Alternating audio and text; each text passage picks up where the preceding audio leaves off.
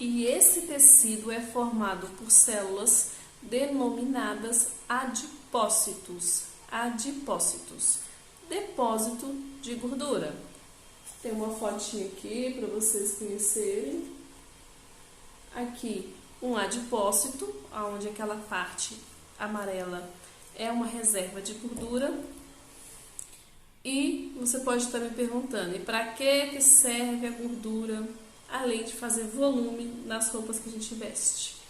Então, ela também serve como reserva de energia. Se por acaso você passar lá uma semana perdida numa floresta, quem vai sustentar suas células doando energia, que é transformada, né, em ATP no processo final, é essas células, ou seja, elas vão doar a energia necessária para a sua sobrevivência. Então, sim, é um reservatório de energia, uma das principais funções, mas não é só essa. Ela também serve para diminuir impactos, principalmente na mão e nos pés. Se você cai, né, a primeira proteção que a gente tem, esse colchim, é essa gordura. E ainda temos também, né, a produção de hormônios. Sim, os adipócitos também secretam hormônios que são importantes no metabolismo de várias reações que acontecem no nosso corpo. A gente vai ver mais detalhado, passo a passo, até mesmo com fotos para você compreender. Eu mostrei nesse livro uma célula de adipócito, você viu ali de cor amarelada, que a gente chama de adipócito branco, mas vocês verão também que tem ele de cor marrom, né? Vou achar que eu mostro para vocês. De cor marrom e ainda uma recente descoberta, ele da cor bege. Esse marrom, você vai ver que ele é rico em mitocôndria, o que vai garantir essa cor amarronzada. E não vou entrar em detalhes que veremos melhor, mas ele é encontrado principalmente, né, no feto e em recém-nascidos, em crianças. E conforme a gente vai envelhecendo, a gente vai perdendo esse tipo de adipócito. Só que seria ótimo ter ele. Por quê? Porque ele libera energia de uma forma muito mais rápida. Por exemplo, animais que hibernam, como os ursos, eles são ricos nesse tipo de adipócito. Eles liberam em forma de calor. Não necessariamente precisa passar por aquele ciclo todo de ATP para liberar para a corrente sanguínea. Não, ele é liberado em forma, né, de calor, quando o corpo sente frio, por exemplo.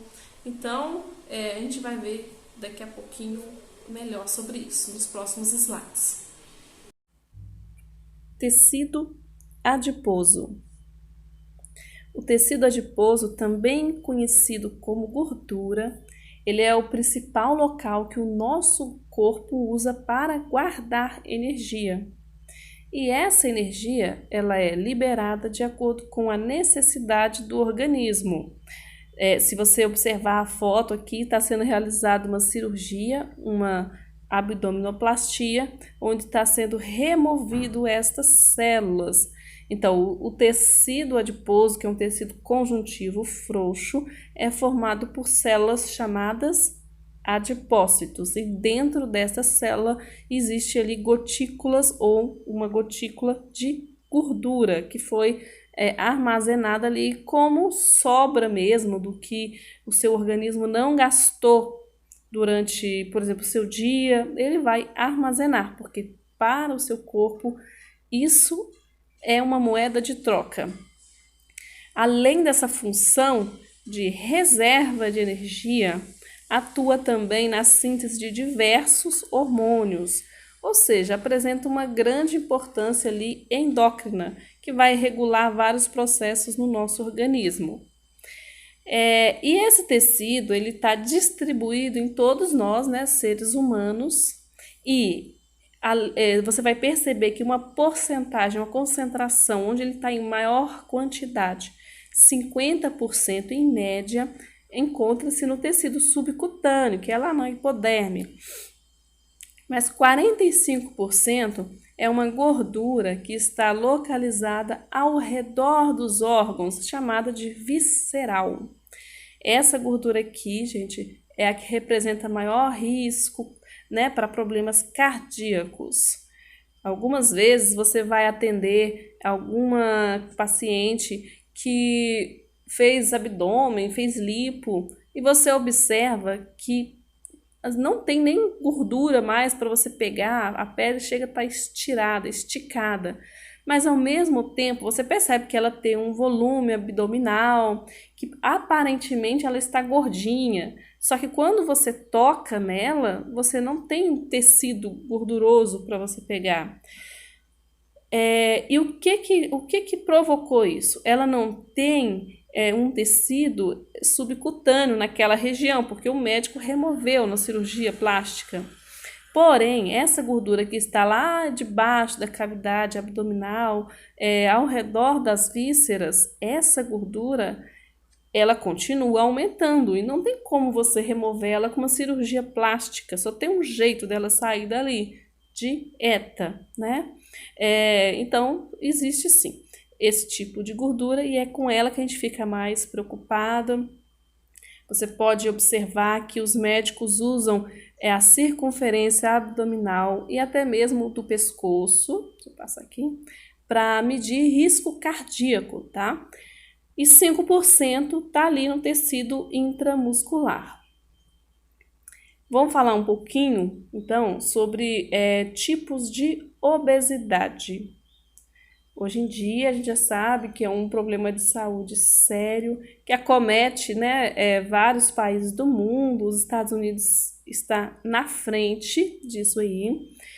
E você vai observar que existem pessoas que são gordinhas, aquelas pessoas mais cheinhas, mas nem todo mundo apresenta o mesmo tipo de corpo, mesmo tendo, né, estando com quilos a mais. Essa obesidade que a gente chama de androide, característica masculina, lógico que mulher pode ter esse tipo de obesidade, mas ela é mais característica masculina, isso é uma coisa genética, programada geneticamente de acordo com a nossa questão hormonal. E pessoas que têm esse tipo de obesidade, é aquelas pessoas que apresentam um abdômen, né, mais protuso, mais gordura realmente nessa região. E sim, essa região é mais preocupante, por exemplo, já como eu falei, representa ali risco, né, de problemas cardiovasculares. Também temos aquela gordura ginoide. Lembra que a palavra gino vem de mulher, é referente à mulher, tipo ginecologista, por exemplo, né? Celulite, fibroedema ginoide, ou seja, celulite é coisa de mulher? Olha, podemos dizer que em sua maioria, sim. Então, por isso a palavra gino.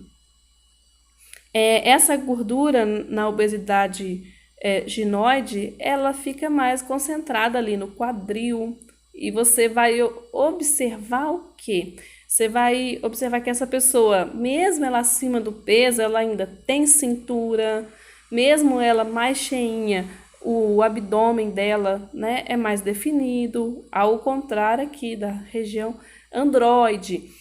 Essa obesidade androide, às vezes você olha para a coxa da pessoa, para os braços, e eles são magros. A pessoa parece que acumula gordura só naquela região. Você olha para a perna, para o glúteo, você olha para outras regiões e a pessoa aparentemente é magra. E tem essa gordura aqui ao redor, né, dos órgãos, no caso aqui masculino. Você pode observar uma gordura mais dura, mais densa. Essa gordura é um pouco mais, né, complicada. Aqui tem um exemplo, né, para vocês o que esse tipo, né, de obesidade tem mais predisposição, traz mais predisposição a problemas aqui cardíacos, né? Essa pessoa que tem esse tipo de obesidade tem uma tendência maior à resistência à insulina e virar diabéticos. Esse tipo de obesidade também favorece mais ganho de peso do que a ginoide. ela, ou seja, ela é bem mais perigosa. Aqui vamos falar sobre o tecido adiposo, tipos de tecido adiposo.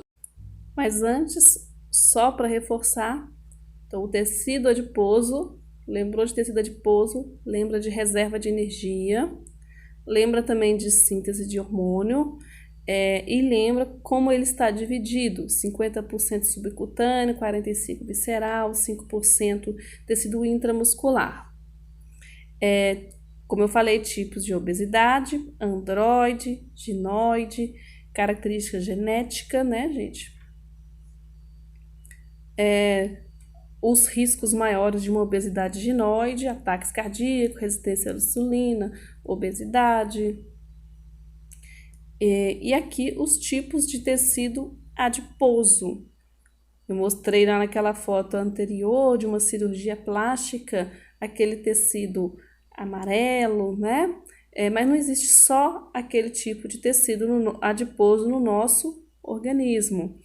A gente tem um tecido que a gente chama de branco, ele também apresenta uma cor amarelada, e isso vai muito da alimentação, e um tecido marrom, que a gente também chama de pardo, e você vai ver que a cor dele se deve à quantidade de mitocôndria que faz a respiração celular.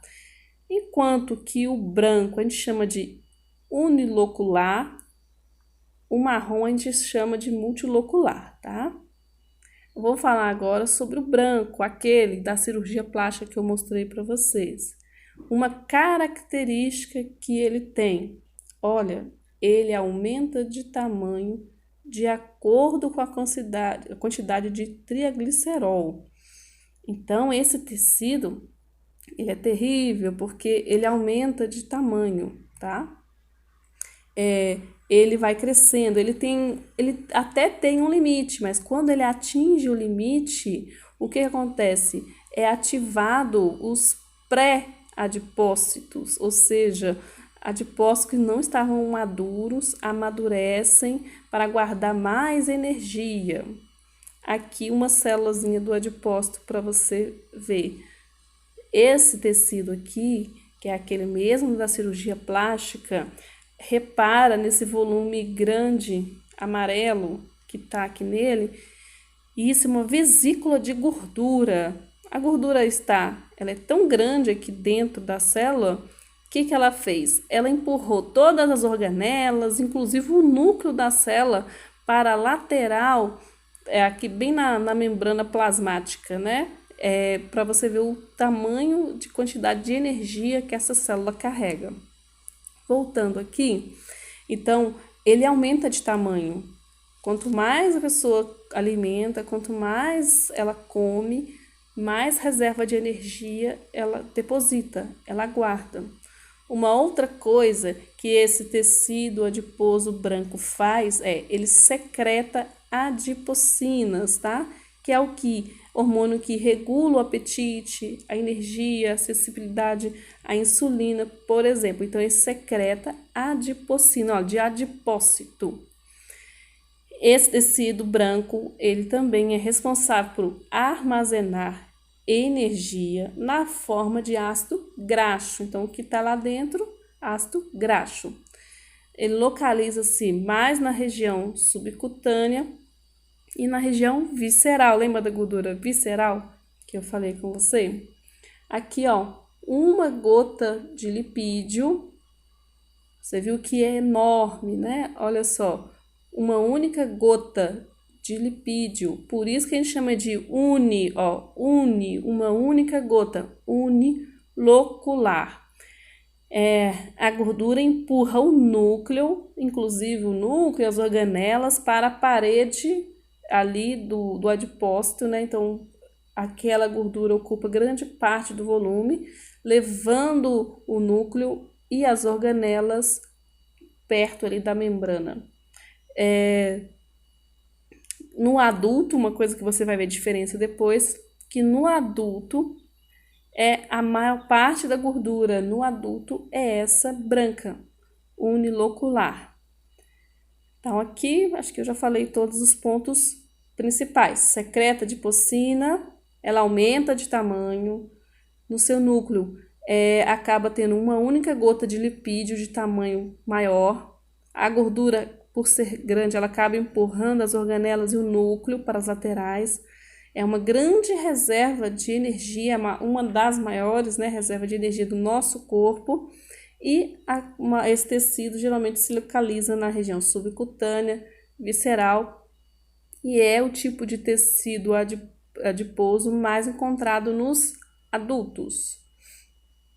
Aqui o danadinho do adipócito. Para uma gordurinha entrar aqui, que a gente vai ver isso melhor mais para frente, né?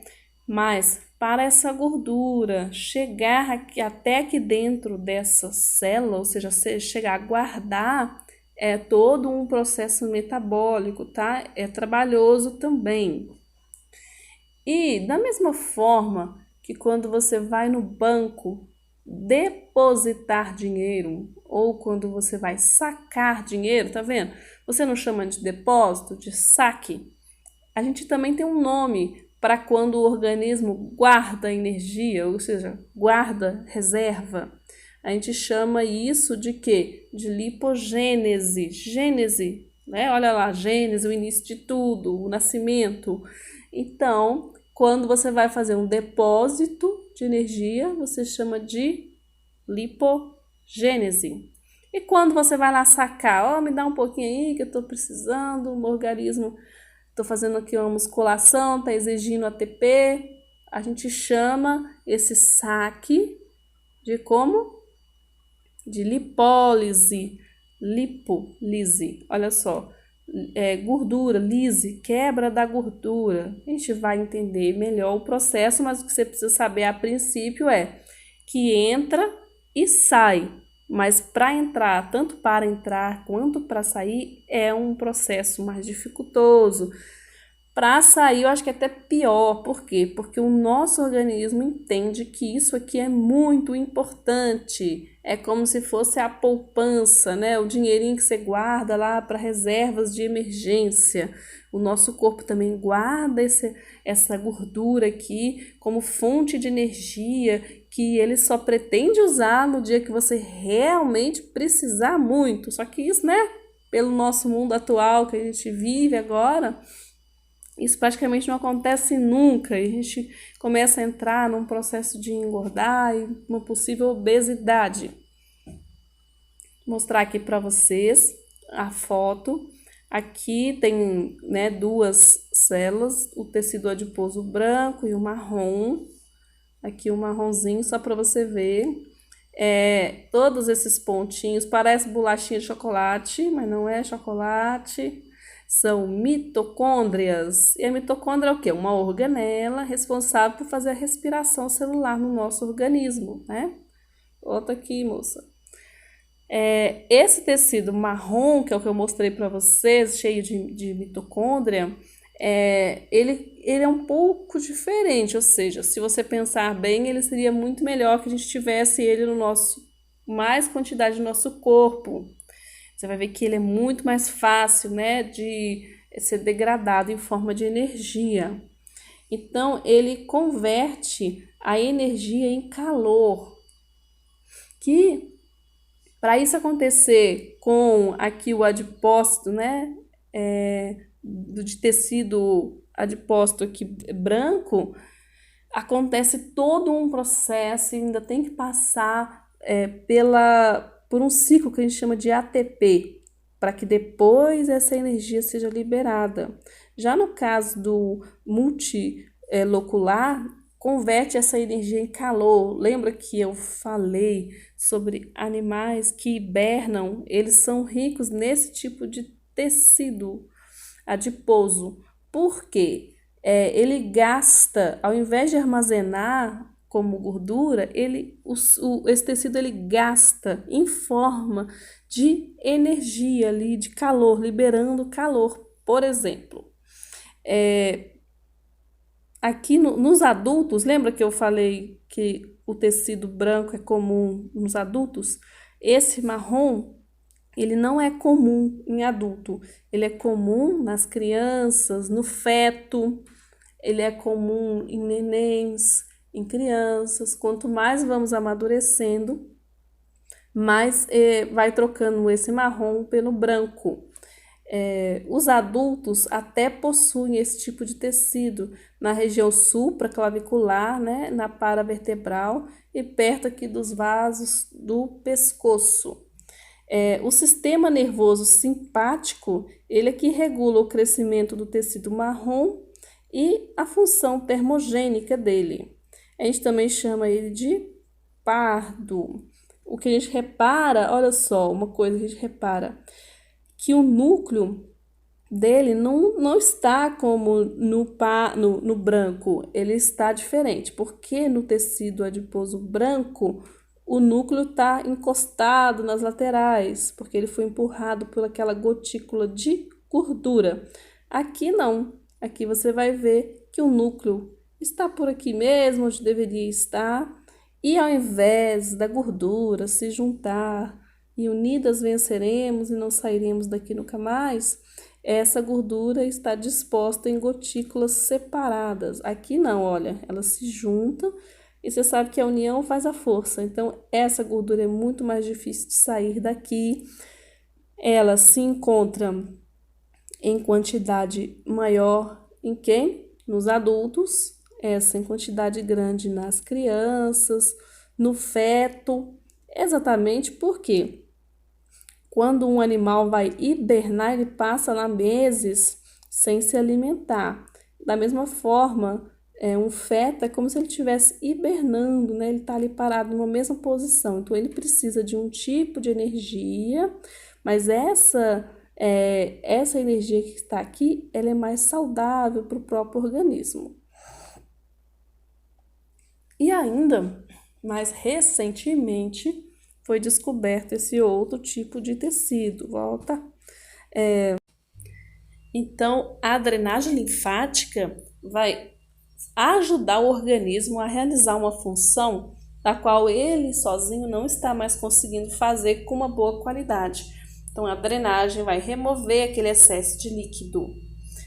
E a massagem modeladora? Então, a massagem modeladora, também chamada de massagem redutora, ela, como os movimentos são mais fortes, mais intensos, de maior velocidade, ela estimula a circulação periférica e, com isso, a permeação de ativos. Então, aquele creme que tem cafeína, que estimula a lipólise, né? Lembra da lipólise?